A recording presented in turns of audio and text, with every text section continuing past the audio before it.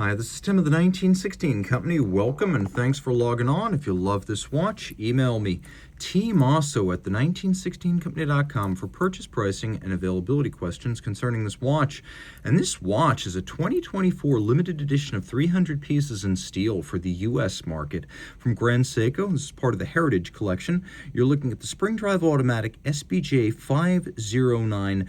It is the Early Dawn Zuri. The watch is 40 millimeters in diameter in the historic 44 GS case. It's 13 millimeters thick from lug to lug, 46.2 millimeters from end link to end link. It's 49.8 millimeters across the wrist with a heritage-inspired 19 millimeter spacing between the lugs. We'll throw it on my wrist, which is 16 centimeters in circumference.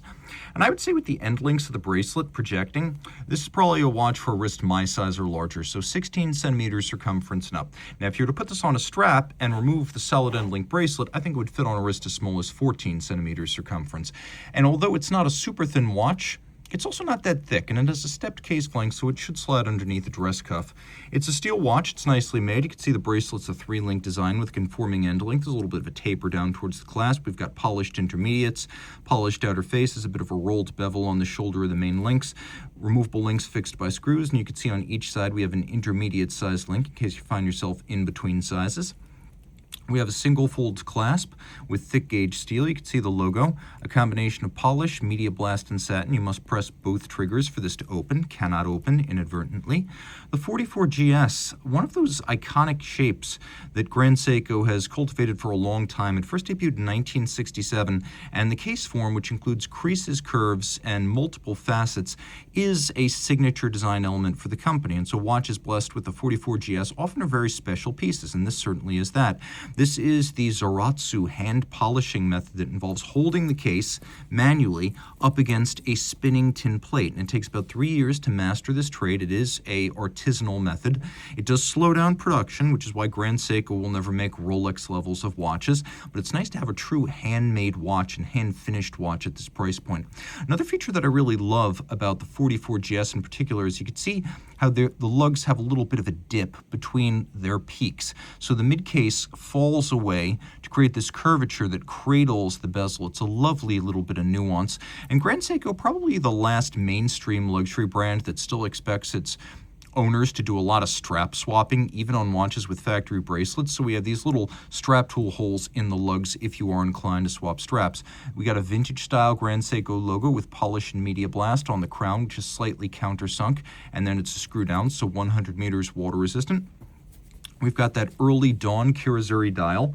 Now, the original Zuris, or shiny painting, debuted in 2018 as U.S. domestic market exclusives, and there were 3 of them. And I start to feel as though we've now had so many U.S. domestic market exclusives that whereas we used to say Japanese domestic market pieces were almost like legendary and highly sought internationally, now you almost think that Japan and the rest of the world is looking towards the United States for the best versions of Grand Seiko watches, and this definitely is that. A lovely sort of light burgundy, or maybe a cross between burgundy and champagne. It's a beautiful dial with that Zuri style texture, which is random and graceful and very intricate. We have hands, logo, date frame, and indices all cut on micrometric diamond-tipped milling tools by people who make these parts all day long. That is their full-time gig. They're then placed and caulked by hand.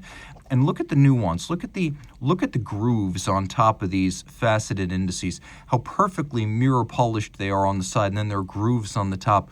Or the hands, which have those razor-like polished facets on the edge, and then brushed satin on the top. The polished, the counterweighted seconds hand, absolutely beautiful. You can also see the uncanny smooth glide of spring drive. In essence, spring drive uses a quartz timing instrument inside the watch, but it is entirely driven by the spring. All mechanical motion. There are no batteries, no power capacitors, and no stepper motors. It's as accurate as quartz, plus or minus 15 seconds a month, but it is also mechanically driven, built by a watchmaker, tuned by a watchmaker, good for the life of the owner and beyond, and when the time comes, serviced by a watchmaker. It's automatic winding with a 72-hour power reserve. This caliber 9R65, it's right there on the base. If you're ever wondering with Seiko and Grand Seiko, that's where it is. Because it doesn't have any start, stops, or ticks or tocks, the hand glides smoothly. It's a truly smooth glide. We've got a stop seconds function, so you can set it to a reference time. We've got a quick set for the date. And if you do wish to wind the watch, though it is automatic, you can rapidly advance the 72-hour fan-style power reserve indicator, which is inspired by the Japanese fan. The watch, though 100 meters water resistant, is best described as an all-arounder rather than a hardcore sports watch. You can see on the case back, we've got a ghosted Grand Seiko lion logo, individual numbering in the series of 300, proudly made in Japan. And that's the unidirectional rotating governing wheel. That's turned by the mainspring.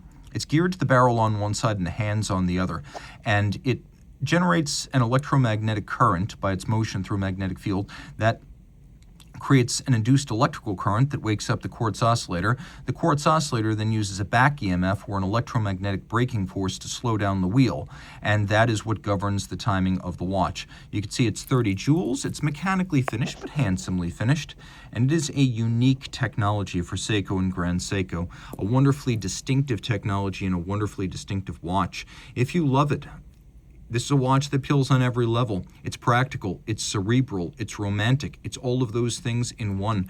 Reach out to Team Mosso at the 1916company.com for purchase and pricing details.